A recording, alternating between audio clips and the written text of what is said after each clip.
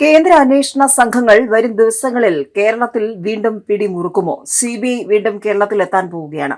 CBI അന്വേഷണം Pookode veterinary കോളേജിലെ സംഭവവുമായി ബന്ധപ്പെട്ട് വരും ദിവസങ്ങളിൽ അതിനിർണായകമായ നീക്കങ്ങളായിരിക്കുമോ കേരളം കാണാൻ പോകുന്നത്.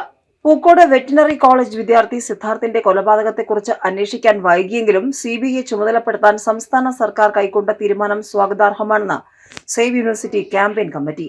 സിദ്ധാർത്ഥിനെ 3 ദിവസം നിരന്തരം പീഡിപ്പിച്ചവരും ഇതിന് ദൃക്സാക്ഷികളായ പീഡന ശ്രമം മറച്ചുവെച്ച വിദ്യാർത്ഥികളും കുറ്റക്കാരാണെന്നും സിബിഐ അന്വേഷണത്തിലൂടെ കുറ്റം ചെയ്ത വിദ്യാർത്ഥികളെ കണ്ടെത്തി മാതൃകാപരമായി ശിക്ഷിക്കണമെന്നും സേവ് യൂണിവേഴ്സിറ്റി ക്യാമ്പയിൻ കമ്മിറ്റി ആവശ്യപ്പെട്ടു. ആൾക്കൂട്ട കൊലപാതകമാണെന്ന് ബോധ്യമുണ്ടെങ്കിലും ആത്മഹത്യാ വകുപ്പുകൾ മാത്രം ചേർത്താണ് കേസിൽ സംസ്ഥാന പോലീസിന്റെ അന്വേഷണം നടക്കുന്നത്. ഇതുമായി ബന്ധപ്പെട്ട തെളിവുകൾ നശിപ്പിക്കാൻ സാധ്യത ഏറെ ആയതുകൊണ്ട് സിബിഐ അന്വേഷണം ആരംഭിക്കാൻ വൈകുന്നത് ആശ്വാസമാവില്ല.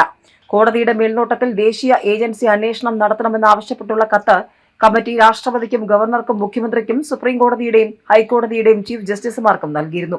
സംസ്ഥാനത്തെ ഒട്ടുമിക്ക കോളേജുകളും സർവകലാശാലകളും SFIയുടെ ലേബലിൽ ഏതാനും ക്രിമിനലുകളുടെ നിയന്ത്രണത്തിലാണെന്നും ഇത് അവസാനിപ്പിക്കാൻ പ്രതികൾക്ക് ഏറ്റവും ഉയർന്ന ശിക്ഷ നൽകുന്നത് വഴി സഹായകരമാകുമെന്നാണ് പ്രതീക്ഷയെന്നും കമ്മിറ്റി അഭിപ്രായപ്പെട്ടു.